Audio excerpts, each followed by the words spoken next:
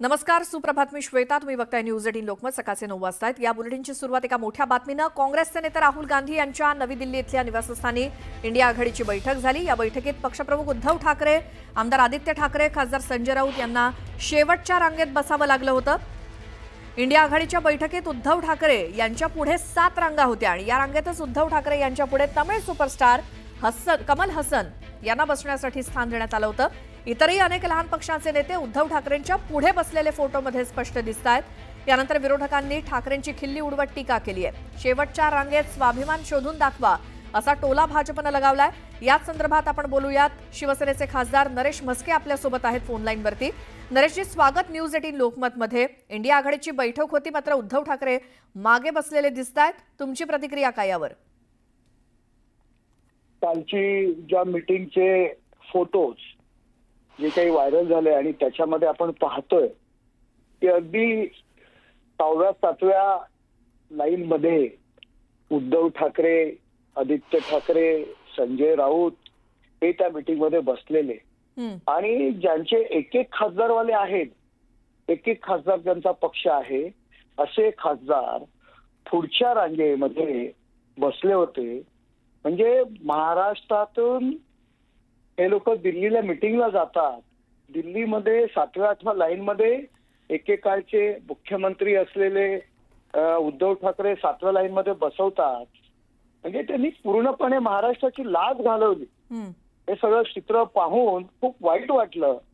आणि जर त्यांना थोडा जरी अभिमान असता तर त्यांनी आत्मसन्मान आपला शिल्लक ठेवून तिथून त्यांनी उठून जायला होतं. मला एक गोष्ट आठवली की छत्रपती शिवाजी महाराजांना जेव्हा दिल्लीमध्ये बोलवलेलं औरंगजेबाने, त्यावेळी त्यांना शेवटच्या रांगेत बसवल्यानंतर शिवाजी महाराज ताडकन त्या मीटिंग मधून, त्या दरबारातून उठून बाहेर पडलेले. हा इतिहास आहे महाराष्ट्राचा. परंतु ह्या मंडळींनी पूर्णपणे बाळासाहेबांचा जे काही कणा होता तो संपूर्णपणे घालवलाय. मला तर वाटतं की त्यांनी बाळासाहेबांची शपथ, आम्हाला नाही कणा, राहुलजी कृपा करा, आम्हाला आपलं म्हणा, अशी गयावया केली. आणि मला तर एक माहिती आहे, आता तुमच्याकडे माहिती आली की नाही माहिती नाही मला, बोला ना. परंतु मीटिंग नंतर संजय राऊत यांना भांडी घासायला सांगितलेलं असं म्हणतात. अशी पक्की खबर आमच्याकडे आहे. मी भांडी घासतो पण माझा फोटो कोणी काढायचा नाही, अशी संजय राऊतांची अट होती. संजय राऊतांनी भांडी घासली आणि त्यानंतर त्या बाप लेकांना त्यांनी बाहेर सोडलं, अशी पक्की खबर आमच्याकडे आहे. एवढी वाईट परिस्थिती आज या महाराष्ट्राचा जो अपमान झालेला आहे हे पाहून खूप वाईट वाटतंय की जो शिवसेना, बाळासाहेबांचा वारसा, बाळासाहेबांचा कणा, अशी मोठी मोठी वाक्य आज हे बैठकीत घेतात.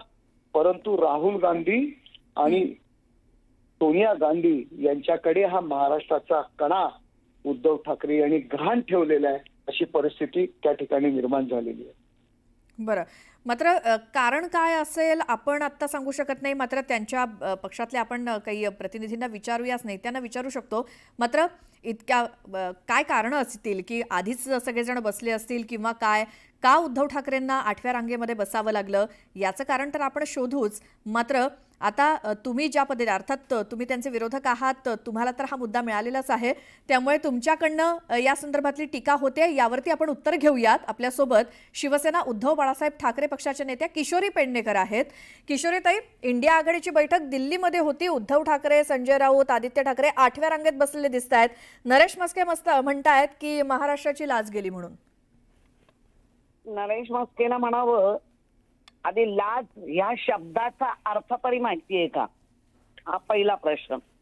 आणि दुसरा प्रश्न आहे, ज्या पद्धतीने यांच्याकडे सूत्रांकडनं माहिती येते, हे जे काय आता वाक्य ऐकत होती, एक महाराष्ट्राच्या लाजेचंच गोष्ट बोलत होते, त्यांच्या बोलण्यातच यांना स्वतःची लाज आहे का? किशोरीताई, काय ऐकलं, किती रांगेत बसले वगैरे ह्याची मला कल्पना नाही. किशोरी, काय ऐकलं? मी संजय राऊत भांडी घासत होते असं म्हणालो मी, ते ऐकलं का तुम्ही? तुम्ही बोलू शकता. तुम्ही बोला ना, काय ऐकलं? कांड केलेलं आहे, तुम्ही काही बोलू शकता आणि तुम्हाला कोणी रोखू नाही शकत. तुम्हाला पटलं का उद्धवजी 11 लाईनमध्ये बसलेले त्यामुळे ते काही तुम्हाला आवडलं का? प्रॉब्लेम नाही, तुम्ही काही बोलू शकता. एकमेव खासदार आणि ते ते अपेक्षा तुमच्या पुढे आहे बसले होते. महाराष्ट्राला, ते अपेक्षित आहे. असं काय अचानक आलेलं नाहीये, हे अपेक्षित आहे. होतं का 8व्या लाईनीत बसवणं उद्धव ठाकरे यांना? अहो प्रोटोकॉल तुम्ही पण पाहिलात ना, प्रोटोकॉल तुम्हाला आवडलं का? 7व्या 8व्या लाईन मध्ये उद्धव ठाकरे बसतात. हे बघू, तुम्ही तुमच्या लँग्वेजवर आणि तुमच्या विचारावरती विचार करा आणि त्याची लाभ ठेवा. उगाच काय बोलायला मिळतंय म्हणून बोलू नका. ते सांगा, कारण तुम्ही ज्यांना जवळ केले आणि ज्यांच्याबरोबर तुम्ही गेले ते कशी लाच काढतायत तेही दिसतंय. त्यामुळे राहू दे. किशोरीताई, आपण मुद्द्यावर हे या. माहिती नाही, पण ज्या वेळेला इंडिया आघाडीची बैठक आहे, किशोरीताई, हे तुम्हाला बसले, आमचा जो उद्देश आहे तो आम्ही पुरा करू नये. 7व्या लाईन मध्ये बसतात जे महाराष्ट्राचे मुख्यमंत्री होते, ज्यांचे 8 खासदार आहेत. तुमच्याच लोकांनी कान करून काढले हेही सांगा. अहो कान, आमचा कान सोडून द्या, पण उद्धव ठाकरे सोडतो. 7व्या तुम्ही लाईन जे मध्ये जे केलंय ते बसणं हे सोडूनच तुम्हाला द्यायचंय. पटतं की नाही? तुम्हाला योग्य सोडून वाटतंय द्यायचंय. का ते सांगा. तुम्हाला योग्य वाटतंय का सांगा. त्या फोटोमध्ये उद्धव ठाकरे शोधून दाखवा. तुम्हाला ते पटलं की नाही ते सांगा ना. हे योग्य होतं का योग्य होतं सांगा, नसेल तर नाही म्हणून सांगा. किशोरीताई, काय कारण म्हणजे अहो काय मॅडम, कुठल्या चर्चा, कसल्या कारण? एक तर ते गेले आहेत आणि बसले, हे आज आत्ता तुमच्या माध्यमातून आम्हाला कळतंय. मला फोटो दाखवा ना, फोटो दाखवा. कारण मिळालंय करत हे सांगा ना किशोरीताई, योग्य आहे का अयोग्य आहे? कशी भांडी घासली तर ओके, तुम्ही जे म्हणाल. कान बहादुराला काही बोलू नाही शकत. मी किशोरताई, कोण भांडी घासतो म्हणालो मी? किशोरताई, ऐकलं का कोण म्हणालो मी? बरं नरेशजी, सगळं किशोरीताई ऐकते आणि सगळं बघते. बरं किशोरीताई, महत्वाचा मुद्दा हा जो फोटोचा आहे, जो फोटो इंडिया आघाडीच्या कालच्या बैठकीचा समोर आलाय, त्यामध्ये पक्षाचे प्रमुख त्याचं उत्तर मी आत्ता का देऊ इथून? योग्य की अयोग्य देतील ना संजय राऊत, जे आमचे देतात ना नेहमी ते देतील. बरं नाही, तुम्ही नक्की उत्तर देतील आणि बरोबर देतील.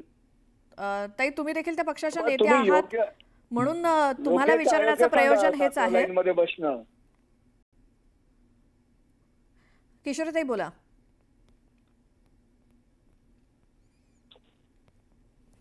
किशोरीताई, यांचा संपर्क तुटलाय. नरेशजी मात्र आत्ता तर काही उत्तर नाहीये आणि त्या म्हणतायत की संजय राऊतच त्या संदर्भातलं उत्तर देतील.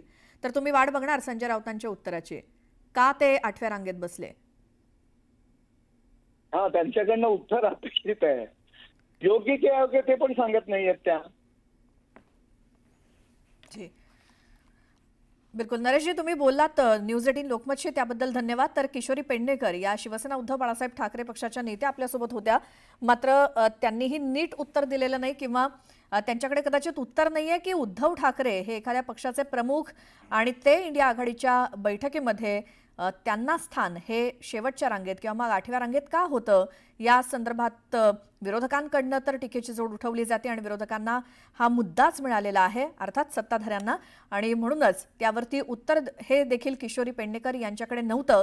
त्या म्हणाल्यात की संजय राऊत हेच त्यावरती समर्पक उत्तर देऊ शकतील.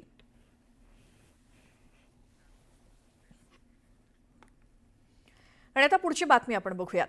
उद्धव ठाकरेंना शेवटच्या रांगेत स्थान देण्याच्या मुद्द्यावरनं भाजपनं देखील खिल्ली उडवली आहे. या फोटोमध्ये स्वाभिमान शोधून दाखवा असं म्हणत भाजपनं टोला लगावला.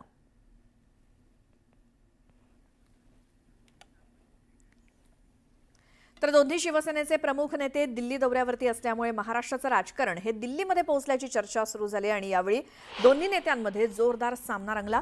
आमची शिवसेना ही कार्यकर्त्यांची आहे तर त्यांची प्रायव्हेट लिमिटेड कंपनी असल्याची टीका शिंदेंनी केली होती. तर त्यांच्या या टीकेला उद्धव ठाकरेंनी जोरदार प्रत्युत्तर दिलं. आमचा शिवसेना पक्ष आहे, त्यांची प्रायव्हेट लिमिटेड कंपनी आहे, तशी आमची प्रायव्हेट लिमिटेड कंपनी नाही आहे. आमचा शिवसेनेचा पक्ष हा लोककल्याणाचा पक्ष आहे, हा कार्यकर्त्यांचा पक्ष आहे. इथं कोणी मालक नाही, कोणी नोकर नाही.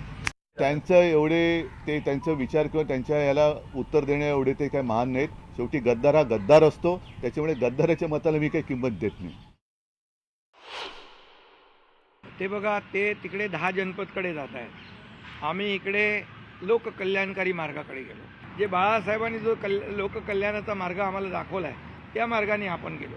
आणि म्हणून देश बघतोय की कोण कुठं चाललंय. जे बाळासाहेबांना कधी आवडलं नाही ते जे कोणी काही लोक करतायत, त्यांच्या मालकाला ते भेटायला आले असतील तर त्यांच्या मालकाला ते भेटायला आले असतील तर आपण त्याच्यावर काय बोलू शकतो.